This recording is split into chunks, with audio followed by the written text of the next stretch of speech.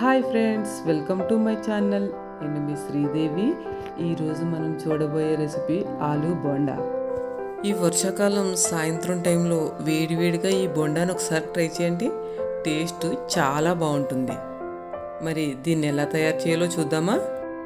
ముందుగా బాండీలో 1 table spoon ఆయిల్ని హీట్ చేసుకుని, ఆయిల్ హీట్ అయిన తర్వాత 1/2 టీ స్పూన్ ఆవాలు, 1/2 టీ స్పూన్ జీలకర్ర, 10 పచ్చిమిర్చి ముక్కలు, 2 రెబ్బల కరివేపాకు చిన్ని ముక్కలు, కొద్దిగా కొత్తిమీర తరుగు, 3 ఇంచుల అల్లం తరుగు కూడా వేసుకుని పోపుల్ని బాగా వేయించుకోవాలి.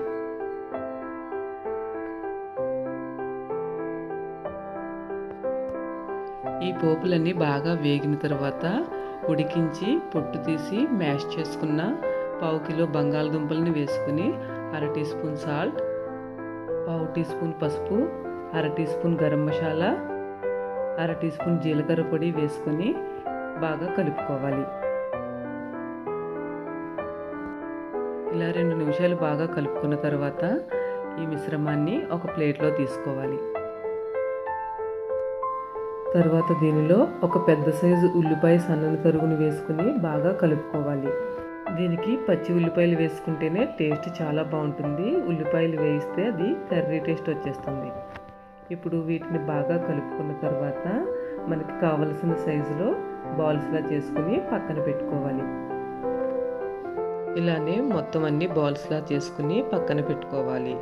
తర్వాత డీప్ ఫ్రైకి సరిపడా ఆయిల్ని హీట్ చేసుకోవాలి.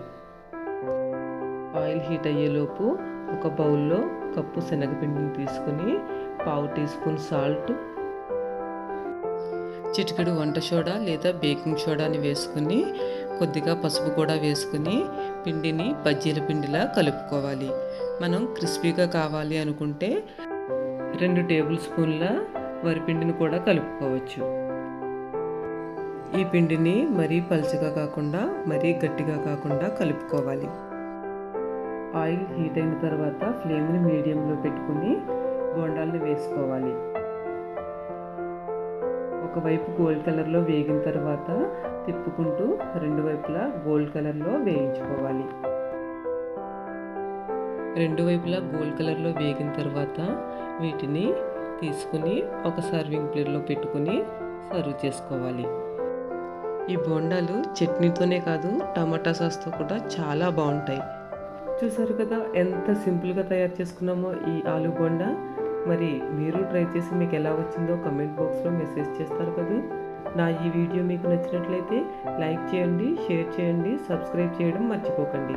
పక్కనున్న బెల్ ఐకాన్ క్లిక్ చేస్తే నా నోటిఫికేషన్స్ అన్నీ మీకు ముందుగానే వస్తాయి.